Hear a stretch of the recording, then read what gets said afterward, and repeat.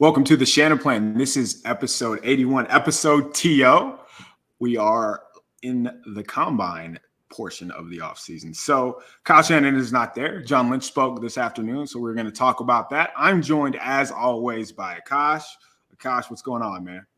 What's up, KP? You say episode Terrell Owens. I say episode Anquan Bolden. To me, 81 is Anquan Bolden just because I grew up watching him. So that's who I relate to, though our producer, Rob, would disagree. Hey, man, that's probably my favorite player of all time. Diehard Florida State football fan, watched him in college and watched him with the Cardinals and the 49ers. So if this is episode Anquan Bolden, episode Q, fine by me. Okay, so as we mentioned, John Lynch, he was at the Combine. He spoke to the Combine. He spoke on NFL Network on Wednesday morning as well and said a lot of the same things. So we're going to get into his comments. And obviously, we're going to start with Jimmy Garoppolo because that's where this offseason is essentially dependent on.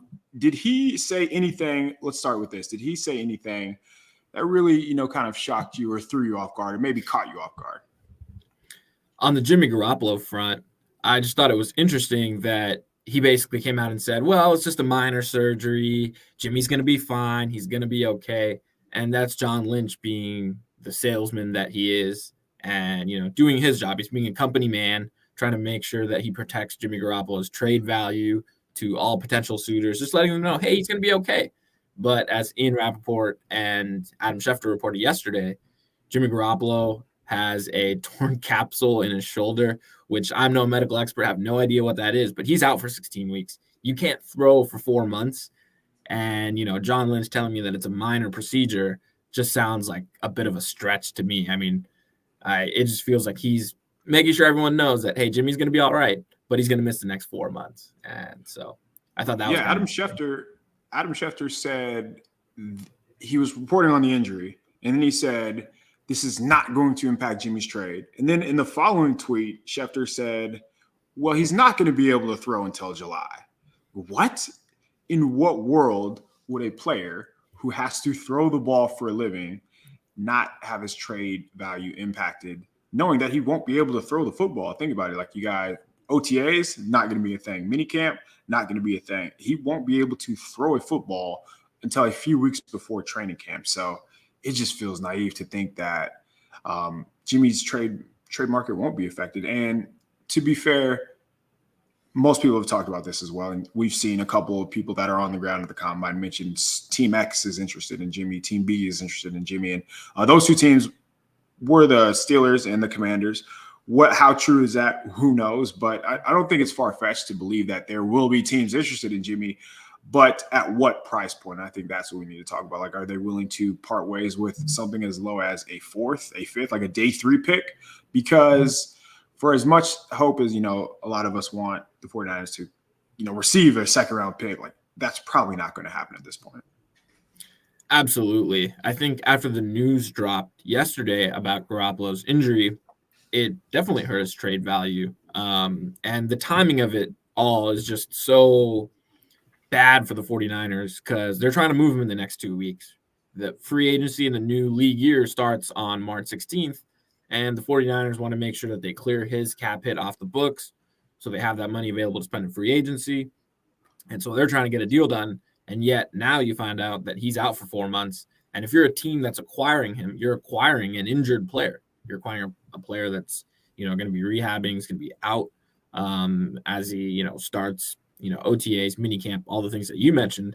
So it makes you nervous as a new team. And so I'm sure that's hurt the trade value. And the interesting part that also is kind of tied into this is that Jimmy Garoppolo has a $7.5 million guarantee in his contract for injury, meaning if the 49ers were to release him and say he failed a physical, he would be owed $7.5 million that would count against the 49ers salary cap in 2022. This was something that was like a contract trigger as a result of Garoppolo playing half the games in 2019, or at least half the games. He ended up playing the majority of that season. So something that happened in 2019 still having an effect now in 2022 as the 49ers try to move him. I think it's going to be tougher than people expect. I think the number of suitors are the same, right? The Commanders, the Steelers, the Broncos, the Colts, potentially. We've talked about these teams, but Right. it feels like a game of chicken because they're all waiting to see if the 49ers will release them first, if some other team will make a move. And I think ultimately the 49ers have to blink first because they want to be able to spend that money in free agency. Do you think they'll blink? Do you think they'll be patient? Or do you think it'll get to a situation where the new league year's coming up, which is March 16th for those that don't know, and free agency obviously is on deck, knowing that the team needs cap space because as of now they are over the cap, and Jimmy's contract obviously would free up everything necessary. So are they going to play the waiting game, or is it going to get to a point where March 14th hits and they're like, we need to get these guys in on our roster. We need to make some moves. And for that to happen, we have to part ways with Jimmy. And maybe that way, holding out for that fourth round, whatever day 3 pick they would receive, because that's all the offers they're getting, isn't just enough. And they're going to have to make a trade. Do you think we see something like that play out? I feel like it's headed that way. And I feel like I said this earlier. It feels like if you're in Jimmy Garoppolo's camp, if you're Don Yee, you're hoping that the 49ers release Jimmy Garoppolo. Because you're not going to pass the physical, you're going to have a hurt shoulder. You're going to earn the $7.5 million that are guaranteed to you because of injury this upcoming season. And then you're a free agent. You get to pick your new team. You get to pick your destination. More likely than not, you can sign a 1-year deal that's somewhere between $15 and $20 million. And a lot of people are going to come at me and say, no team's going to sign him for that amount of money. But guess what? He's a starting quarterback who's a free agent. Teams need starting quarterbacks. They're going to pay that type money. And ultimately, if you take his $7.5 million, you take the salary he gets from his new team, he's going to effectively make what he would have made in 2022 with the 49ers. So it seems like it's a win-win for Jimmy Garoppolo because now you get to pick your new team. And on the way out, you kind of screw the 49ers. So if I were in his camp, that's kind of what you're angling for. And it just puts, John Lynch and Kyle Shanahan in a brutal spot with the new league year here in another 2 weeks. Yeah, when they were speaking, and Lynch spoke this morning, he said, we didn't know anything about it when asking, did Jimmy Garoppolo know that he would need surgery coming in? So you mentioned the timing of it. I don't think it could have been any worse just because obviously new league year's coming up. They need to make a decision in free agency. They also need to make a decision at quarterback. But again, where do they go? Do they hold on? Do they wait? It just couldn't have been worse timing, I guess is the easiest way to put it. So with that in mind, talking about his potential release, we've talked about the landing spots as well. The injury guarantee isn't something that we've talked about. Can you explain that to the folks? Yeah. So when a player signs a contract, there's different type of guarantees. There's like guaranteed if you're on the roster by a certain date. There's just straight fully guaranteed. And then there's something called guaranteed for injury, meaning say you're owed $20 million and say $10 million of that is guaranteed for injury. If a team were to release you and say you weren't healthy, so you were injured, then the team would be on the hook to pay you the injury guaranteed. It's guaranteed for injury. So in Jimmy Garoppolo's case, his cap hit, I believe, is 25.5 million, something like that. 25.5. Thank you. And so $7.5 million of that is guaranteed for injury, meaning the 49ers will owe Jimmy Garoppolo $7.5 million if he is not on the team and he cannot pass a physical after, the new league year. And so the 49ers, what do they end up doing here? If they trade him, then the whole contract transfers to the new team, but which I'm sure is what they're hoping for. But is there a team willing to part ways with an asset that the 49ers are willing to accept? One. And then two, with the new league year, the 49ers have to be under the salary cap by that point. And they want that cap space to be able to go sign new players to their team. So do they just release Garoppolo, eat the $7.5 million, and then spend the remaining $18 million that gets freed up as a result of his release? Or do they kind of wait it out and hopefully a trade suitor comes through and they're able to trade him? It feels like there's a 50-50 shot he gets cut in the next 2 weeks. To avoid that injury guarantee, right? Yeah, right. Yeah, that's a giant loss. So, when we're talking about the salary cap and how much money these teams throw around, $7.5 million doesn't seem like much, but that's essentially one and probably two of free agents that they could sign and come in to help right away. Essentially, it's way more than that. I think like Kwaski. That could be DJ Jones and Laken Tomlinson. Yeah, exactly. Yeah. Arden Key, Kwaski Tart, and DJ Jones made like $6 million combined last season. So that's 3 impact players. Starter, like people that you are going to rely on down the stretch. Yeah, there's really no getting around this situation. But let's talk about it from the 49ers front office perspective. Like, what were they expecting coming into? We talked about last offseason, how they kind of bungled the situation. And there weren't a lot of good outcomes for this. And, of course, on the field, it played out. They're able to develop Trey Lance behind the scenes. They made the NFC Championship. But now we're in the hard part. Now we're in where money matters in the NFL. That's how you build your team, with the salary cap. And now, of course, with that injury guarantee you're just talking about, it's kind of a coin flip.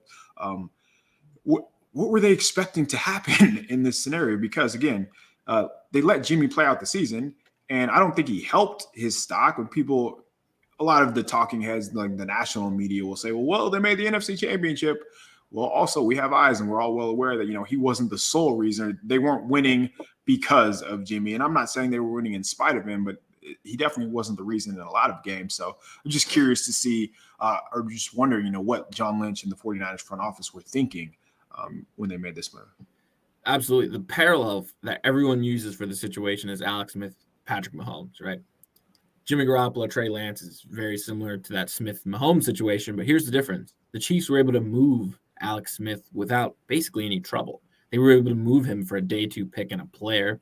I think he had something similar left on his contract. The Commanders gave him, or the Washington football team, whatever they were called at that time, gave him an extension, right? And he wasn't hurt. He was healthy. So it was just a smooth transition. Alex Smith never missed games, and that is a big, that's part of the reason that this whole comparison is just doesn't hold any water at all. But sorry, go ahead. Yeah, no, absolutely. And if you're an acquiring team, you just look at the list of injuries he's had as a 49er.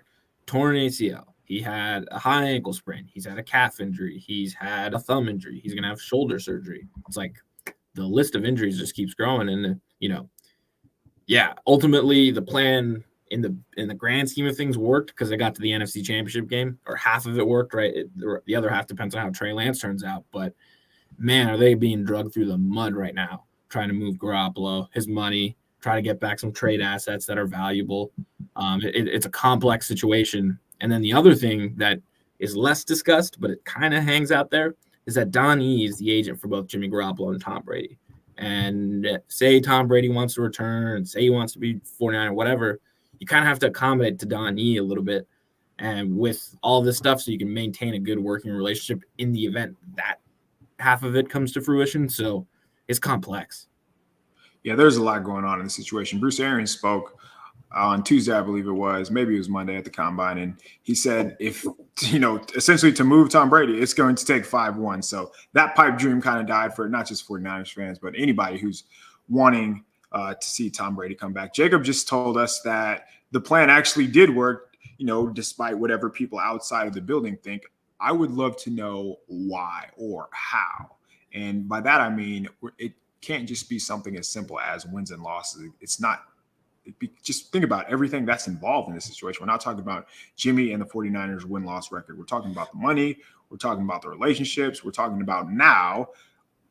Think about the first 10 minutes of what we just talked about here. The injury guarantee, teams being interested, teams not being interested because of that injury, and just, of course, the whole salary cap. So there's so much more to this as far as what we're talking about on the surface. And I'm sure me and you, we're probably leaving out, 4 or 5 things that are being discussed and we just have no idea about. So what we see on the surface level is sure, but I just think it goes much deeper than that.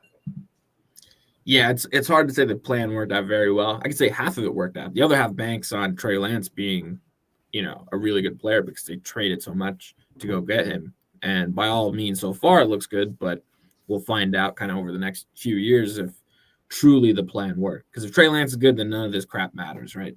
You don't care about $7.5 million this year, whatever, right? Ultimately, you got your quarterback, and that's the most important part of this. But right now, because we're in the weeds, we're in the details, it's important to talk about all of the facets. So Lynch spoke about Mike Mcglinchey, and that is a guy who we really haven't heard much from at all, and just from the coaching staff. And so Mike Mcglinchey, we don't know if he's going to be ready for the start of the season. And did you hear what Lynch had to say about him? I did, and shout out, I think it was our guy Jason Aponte who asked the question. So good on him. But I think Lynch basically said he's making progress, but we're gonna wait till he's pain free to get him back out on the field. I'd say that's a big concern. That's a major injury that I feel like a lot of people don't talk about in terms of tearing your quad tendon and being an athletic tackle that needs to be able to move. And so I think that injury is going to be a lot harder to come back from than people think. The other thing, he's on a 5th-year option, so he's guaranteed, I think, nearly $11 million. And so you can't necessarily extend him because he's coming off an injury. You don't know what's going to happen with him to lower that cap hit. You can't really trade him. He's got no value. You can't cut him because the money's guaranteed. So they're kind of stuck with that $11 million this season. And they just have to hope that he, recovers and is able to play. But, judging by their history, that is just not been their luck with players coming back from injury, not named, Nick Bosa. So, but hopefully he's able to play because otherwise the right tackle becomes a need just with the way Tom Compton played down the stretch of the season. And you have to spend resources there when ideally you would not want to. Yeah, so Mike Mcglinchey, he started 8 games this past season. He started 16 in 2020, but if you remember in 2019, he missed those 4 games during the middle of the season. So I'm not going to say he's injury prone, but he does have an injury history, and expecting an athletic tackle, as you mentioned, just to come back from a torn quad and be ready to roll in training camp as if nothing happened, or expecting him to come back, better than before. Just that doesn't seem plausible at all. I don't envision that happening. So we talked about, let's talk about what's on the roster as of now. So could it be Tom Compton? Sure. They were talking about Jalen Moore playing guard, their 5th round pick, or was he 5th round pick? Was he 6th round pick? 5th round, I think. 6th, maybe. Yeah, he was one of the 5th. So that he was supposed to play guard, but because of the injuries at tackle, he ended up playing tackle. Didn't get the nod over Tom Compton. Not a big deal in my mind just because he's a rookie, but that would be a potential option. But again, if Kyle Shanahan came out and said, we wanted him to play guard, so I imagine they're going to try to work that with more this offseason. So it's essentially him. Dan Brunskill's an option there, who's a restricted free agent. Maybe even Tom Banks Compton to right guard. Yeah. None of these names are names that would excite you. So it seems like we're going back to the well again. We're talking about with the 61st pick in the NFL draft, the 49ers select, and it's an offensive lineman that you just kind of hope plays. The 49ers, they've had a couple of guys mocked to them. Do you think that I guess a better way to phrase this, would it be a surprise if the 49ers went with an offensive lineman, an offensive tackle specifically, with their 2nd round pick? No, I always believe in investing in the trenches, whether that's a defensive lineman or an offensive lineman. I think that's where games are won and lost. So I have no problem with investing there unless it's, Aaron Banks type pick where the guy just doesn't play right away. That's brutal, but I get the process behind wanting to invest there. They've done it with Mike Mcglinchey in the past. It's just brutal because Mcglinchey, a good player, you and I both like him. If he was healthy, you just slot him in at right tackle. You probably extend him to lower his cap hit this season, and you would just try to figure out, the Alex Mack situation, which sounds like he may be coming back, the right guard situation, and then Laken Tomlinson, and you just roll. But now right tackle's kind of up in the air. Laken Tomlinson's a free agent. Dan Brunskill's restricted free agent. And then Alex Mack, who's contemplating a retirement, he probably only has 1 season left. So you got to think about center for the future. So there's, basically every position not named Trent Williams is up in the air. And that's just a brutal spot to be in considering how well they played this season as a unit.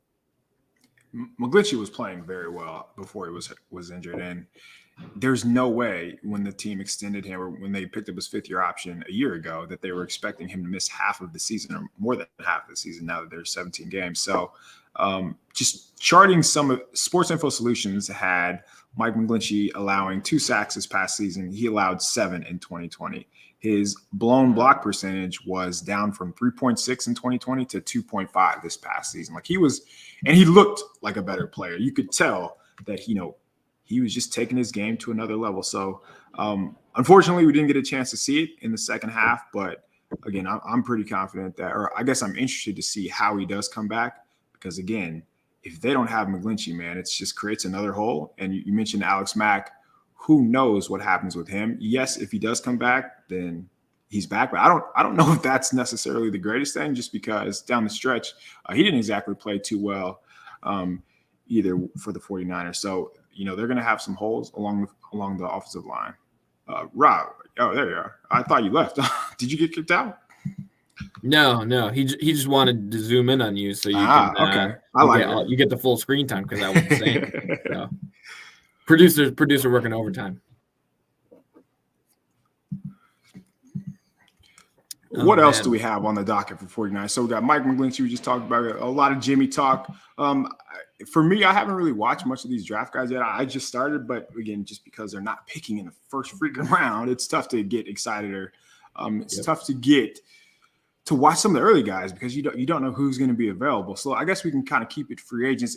Do you think that we see this team make any splashes in free agency? I guess now that the combine's starting, exactly. Are we going to start to see maybe a player tied to the 49ers, or is it just all going to be quarterback and Jimmy talk all week? I hope we get off of this quarterback and Jimmy talk. I mean, my God, it's been going on since last season, ever since they were connected to Matt Stafford. It feels like we've been talking about Garoppolo trade, quarterback, etc. For 12 months now, and I'm just ready for that to be over, ready to turn a page and talk about other things. I do think the one player that'll be tied to the 49ers, Stefan Gilmore. Richard Sherman went on his podcast and made a note that, Stefan Gilmore, he thinks is going to head out west, either sign with the Seahawks or the 49ers. I don't know if you caught that, but I thought that was interesting. I think he's just making a prediction, but I'm sure Sherm is tight with DBs. He probably knows, kind of what the 49ers are looking for. He knows that Seattle also needs DBs. I know Seattle right now has more cap space, but I feel like the 49ers just offer more stability, especially on defense under DeMeco Ryans. And I feel like Gilmore's going to be a player. Yeah, Gilmore's going to be a player that's tied to the 49ers. They need a corner. I think they need a veteran corner. I don't think they can roll it back with just E-Man, who we like, and then, either Ambry or Lenore or Dante Johnson on the other side. I think you re-sign Verrett, hope he stays healthy, and then you go make a play for someone like Jason Verrett with the extra cap space, give him an incentive-based deal, and you just roll it back with that squad. So I don't think they'll make a ton of splash moves, but I could see something like Stephon Gilmore, maybe a third wide receiver. I'm sure they'll be looking more at like the cap casualties than the straight street free agents. Gilmore would be a dream, man. He's outstanding. And a lot of people, first of all, bringing in Stephon Gilmore is not an indictment on Ambry Thomas or Emmanuel Mosley. Signing a defensive player of the year is not a bad thing and should always be encouraged. So he played 8 games last season. And if you recall, he didn't play in the first 6 just because he was on the PUP list. But once he was traded to the Panthers, he was outstanding. He allowed 43% completion percentage. And it's not like he was guarding, number 2 and number 3 receivers. So he still travels with the top receivers in the NFL. He finished with 2 interceptions, only gave up 1 touchdown. He looked like a superstar. And yes, he's on the wrong side of 30. But I feel like a year removed from his injury, you would just hope that he continues to stay healthier. Again, with the 49ers pass rush, you would imagine that Gilmore would be even better. So it gives them a guy you can match up with. And then on the other side, you have Mosley or Verrett. These are good problems to have if, you have more than 2 guys healthy. Yeah, in the event that Verrett does stay healthy, then that's a great thing. And if you have to play Emmanuel Mosley in the slide just because Verrett and Gilmore are your other cornerbacks, then so be it. Get your best cornerbacks on the field. But yeah, I'll be interested to see what Gilmore commands on the market just because he is coming off that injury. He did only play 8 games, and he is on the wrong side of 30, as I mentioned. But he's still a primetime player, man. And absolutely, because he is on the market, you might have to overpay. But I don't think that's an issue, and I don't have a problem overpaying talent. John Lynch did admit that he's talking to agents, and that is tampering, but they're going to be tied to a few guys. So what do you think Gilmore's market would look like? I believe SpotTrack had him in the $12 to $15 million range. You think that's possible? Yep, I think that's exactly where it lands. And I would try to structure a deal similar to what Richard Sherman signed. He was coming off of the major injury. He didn't have the year, removed like Gilmore did, but something similar, right? Incentivize it. You make all-pro team, we'll tack on a couple $1 million. We make the Super Bowl, we'll tack on a couple $1 million, et cetera. Just add up these incentives, which won't hit your cap in 2022. There'll be NLTBE incentives, which are not likely to be earned incentives. And if he does hit those, then they roll onto next year's cap. So that's how I think you attract a player like Stephon Gilmore. I think you hope for a season like 2019 Richard Sherman, right? And that defense in general, where you got one all-pro corner and then you just rotated the other side with Emmanuel Mosley. That year was a Keller Witherspoon. You just hope for something like that, because if you can lock down one spot, then the rest of the defense is talented enough and they've got a really good coordinator. They will be a really, really good unit. So I would prioritize that. And the 49ers have spent before in free agency when they know they have a need. They did it with Weston Richburg in 2018. They did it with Quan Alexander. They've done it D Ford. They've done it time and time again when they know they have a need. And after rolling out Josh Norman for half the season, I have to imagine they think that cornerback is a need. And they did it with Sherman a couple of years ago. I think they try to go that route with Gilmore. I don't think they go someone younger like J.C. Jackson, for instance, who's going to be super expensive, et cetera. I think you just go with a proven veteran. Even though he's on the wrong side of 30, you just bet on Gilmore. Try to get him out here. I think the 49ers have, a little leeway when it comes to handing out these kind of contracts if they are going to be incentivized, because if you remember, they paid Sherman even though he didn't hit some of his numbers. So I think they can get away with giving out those type of contracts. And yeah, it's just another count, I think. Yep. It's another way to just manipulate what we see on the salary cap, just because there are plenty of ways to get around it, and you can just kick money down the line. And speaking of that, do you think now that we're a couple of weeks away from the new league you're starting, is that Eric Armstead extension coming? Is that Jimmy Ward restructure coming? Because they can free up a good amount of money even just by redoing the deals with those two. I think they do end up restructuring both of those guys. And just to clear it up for the people listening, right? What a restructure isn't Eric Armstead or Jimmy Ward taking a pay cut. It's basically taking their base salary. So your base salary is basically, it'll be some amount of money, right? $20 million, let's say. And then they divide that by 18 for 18 weeks in the season, and they give you a check a week. So $20 million divided by 18, whatever that is, 1.1 million. So what the 49ers will do if they want to restructure your contract is they'll convert some portion of that $20 million, let's say, into a signing bonus. So Eric Armstead will get that money up front. And what you do with the signing bonus is it's prorated. So you just divide it over the number of years that are left in the contract. So there's 3 years left on Eric Armstead's contract. That $20 million will become, $20 million divided by 3 this season. So it'd be like $7 million or whatever, right? So now you just saved $13 million, for instance. But, I'm making up these numbers. I don't know what Eric Armstead's numbers are off the top of my head, but that's essentially what a restructure is. It's just converting base salary into a signing bonus to save some money this year against the cap. Does it hurt you in future years? Yes. And that's why you limit the number of restructures you do, because eventually you're just kicking the can down the road, and eventually the bill's going to be due. Yeah, and that's what they've done with D Ford. Yep. That's what they've done with D Ford. It's bit him in the butt because he hasn't played. But it's helped them sign other players. And I think Armstead and Ward have proven that they can stay on the field. They've been good players. Armstead was really productive down the stretch of the season last year. So I think you restructure or extend both of those guys, lower their cap hits. I think between the two of them, if you did max restructures, I think you can save up to like $16 million combined against the salary cap. So I foresee something like that. I'd imagine that's in the works and will happen over the next, month. Yeah, between Jimmy, Eric, and Jimmy, they can free up over like 35 million, or it's somewhere around that, where, whatever they want to do in free agency, and then thinking down the line as far as extending Bosa and Deebo Samuel, like that's going to happen. And John Lynch said as much. John Lynch, his specific words were, when both sides are motivated to get a deal done, they're going to get a deal done. So I imagine we see something like that happen before training camp, whether it's both of them, whether it's one or the other. But again, the money can be created just by restructuring and just moving around money for Armstead and for Jimmy Ward. So they don't have to get too creative. Do you have any sort of dream free agent that you want to see the 49ers sign?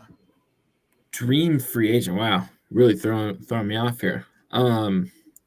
So obviously in the NFL with free agency, none of the top guys become available, right?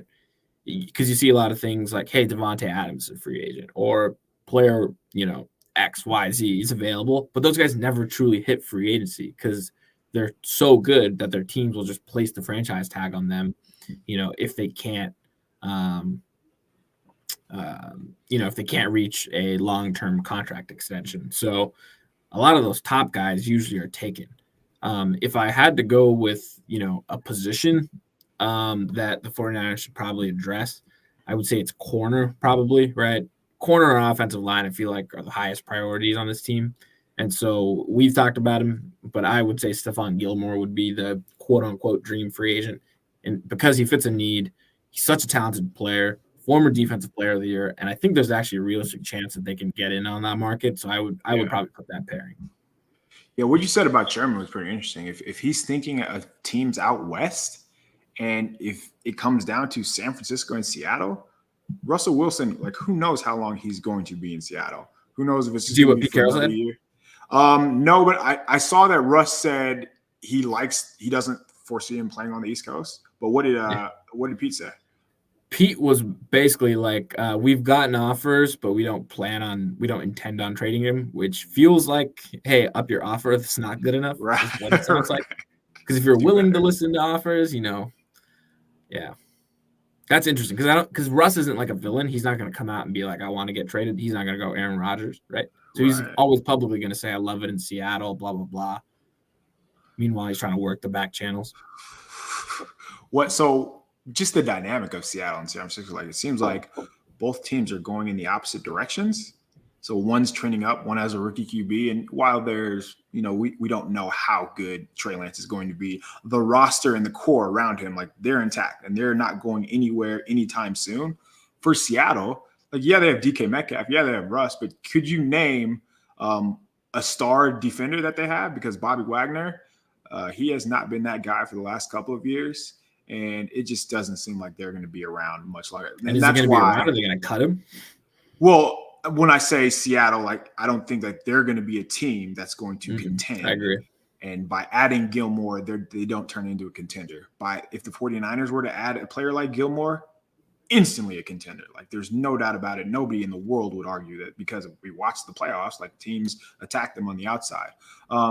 My choice would be Ryan Jensen of the Bucks. And Lynch did just say Alex Mack is probably going to come back. Again, I don't know how good of an idea that is. And if we're always talking about upgrading, if we're talking about, surrounding your guys with the best talent there is, think of what Jensen can do with a rookie quarterback. Think of what he can do for a rookie guard. Maybe, another rookie guard if Aaron Banks and Jalen Moore both start. And Kyle Shanahan's offense is revolved around the center. Like, the center makes the checks, the center makes the calls. He does a lot. He would take so much off Trey Lance's plate. And I think the difference between him and Alex Mack is Jensen is an all-pro. Like, now he's not a has-been. And that's kind of harsh to call Mack a has-been, but I just don't think he played as well down the stretch. And I guess he just looked his age down the stretch as the easiest way. Going to get better, and he would be even better in the 49ers offense with all the weapons that they have. Agreed. We chatted last offseason about Corey Linsley. Remember, he was from the Packers. We were like, same system. It would be an easy plug and play. I think he went to the Chargers, signed like a 5-year, $60-ish million deal. So I'm sure that sets the market for Ryan Jensen. Obviously, the 49ers have Mack. They wouldn't have both players on their roster. You could release Mack and save a good chunk of change. I don't think they'd cut him. So if he's, I'm sure that plays a role. But they did this with Joe Staley, right? Joe Staley said he was coming back. They made a move for Trent Williams. So I wonder maybe if publicly they're saying Alex Mack's thinking of returning, but they're also looking at alternative center options. Center's extremely important in Kyle Shanahan's offense. He values center and tackle play. So if it's not Mack, they'll pay for that position, right? They paid for Weston Richburg in the past. They'll pay big money for a center if Mack isn't coming back. Yeah, and that was just under the assumption that, Mack doesn't come back, or they do have another option, and that's why Mack would be released. So again, we'll see if it gets there. There's a lot, coming on. Tyrann Mathieu would be nice, is what Milo Morris says. Yeah, safety is interesting. There are a lot of good safeties on the market. Yep, Justin Reed would be my choice for sure, just because he's younger. I mean, he played with the Texans, so he's not going to have the same type of fanfare, I guess, is the best way to put it, like a Tyrann Mathieu. I think Reed would actually be a better fit and bring more to the table than the Honey Badger would. But I also think the 49ers are going to go just draft a safety as opposed to signing one, just because, again, As far as safety goes, like the market for free agent safety is going to be, you're probably going to have to overpay for a safety. And I don't think you have to do that. Whereas a cornerback, you should overpay for a cornerback. Like that is one of the most important positions in football. I think they could get away with a rookie safety to replace what Tart did. But again, we're just, picking. Yeah, it reminds me of what the Chiefs did, right? A couple years ago, they drafted that Virginia Tech safety. What was his name? Thornhill. Thornhill, they rolled him out, right? So it seems like a lot more rookie safeties play than rookie corners play out the gate. So I like that line of thinking. All right, that should do it for us. Anything else you want to talk about? We got the rest of this week, it's just going to be the workouts. And as players start to work out, we're going to get more and more into the draft talk. Again, Kyle Shanahan wasn't even there at the combine this week, and that's because they don't have a staff to convene with. They don't have guys to talk through different things with. So the more players work out, the more information we'll get, the more we'll start to, dig into these draft prospects. But until then, hopefully we get more and more names connected to the 49ers as far as free agents and whatnot. So until then, I will be, just watching these draft prospects and see if I find any gems. Akash, you working on anything? Free agency, man. We got 2 weeks left until free agency begins. So it's always fun to see how the 49ers put their team together. It'll also clear up things for the draft. You learn over the last 4 or 5 years that you really wait till free agency to address needs for the team. Because right now you may think, safety, offensive line, whatever, but then the team makes some moves in free agency, and then all of a sudden you're like, okay, maybe that's not a need anymore. So free agency first, salary cap, we'll talk contracts, all that fun stuff. Thank you again for everyone who's watching, tuned in, listening. Niners Nation Podcast Network. Do subscribe, rate us 5 stars, drop a review, all that fun stuff. You know the deal. KP, where can they find you on social? You can find me at KP_show. You can find me at AKASHANAV, and that's it. Go Niners.